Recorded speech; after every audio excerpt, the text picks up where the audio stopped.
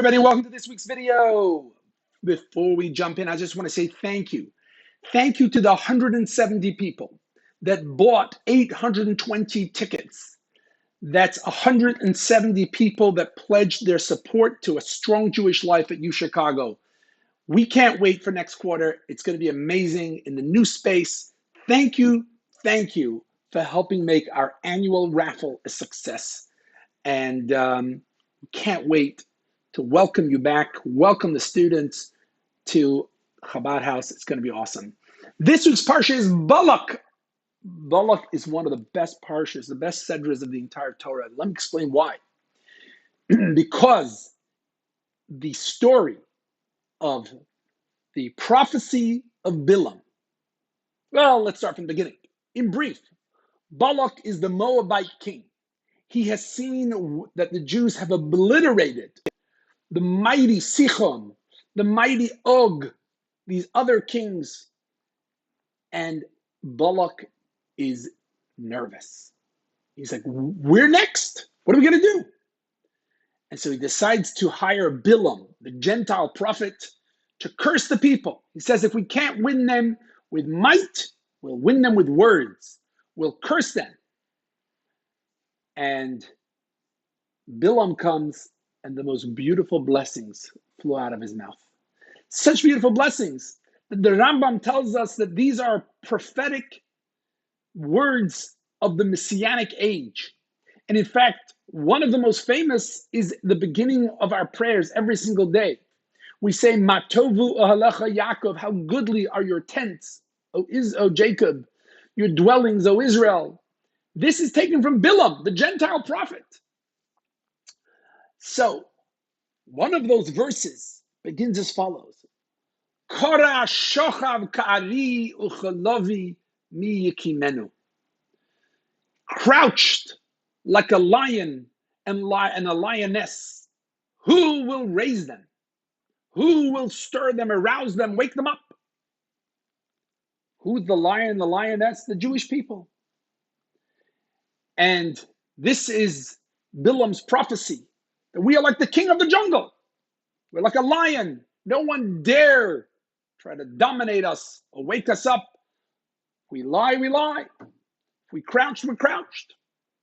All right, it's a nice idea. But the Medrash tells us something interesting.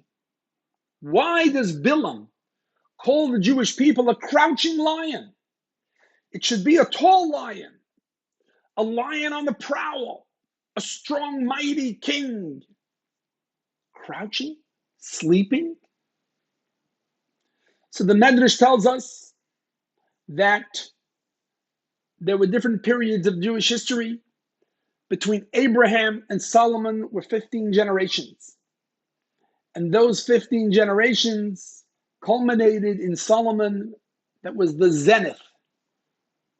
That was the peak, like the moon in its full glory. And there were 15 generations from Solomon to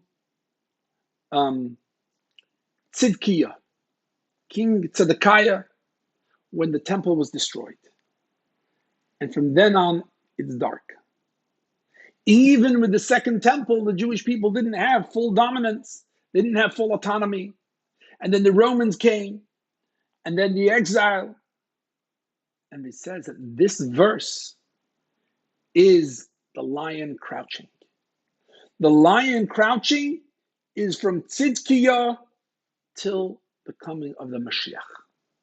We're a lion, but we're crouching. We're laying down. What is the significance of this, my friends? It's interesting. The Gemara tells us when the rabbis chose the portions of the Shema. So, of course, there's the first and the second one from Deuteronomy. But they considered adding the section of Balak. And they say, why? Because the section of Balak has this verse. Kora shochav ka'ari. Lying and crouched like a lion, a lioness. So Rashi tells us because we get up and lay down, we have to say the Shema when we're laying down or when we rise. So it's similar. But I think it fits right in with this midrash. Why a crouched lion? when the lion crouches, it seems docile. It seems subjugated, subordinate. It seems tame, but it isn't.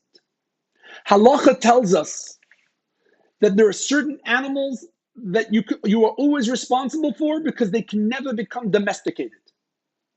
They can never be tamed. They will always retain their nature of being what they are, the wild beast. The lion may look calm, may look like it's lying down, but in a split second, it reverts back to the king of the jungle. It reverts back to being a lion.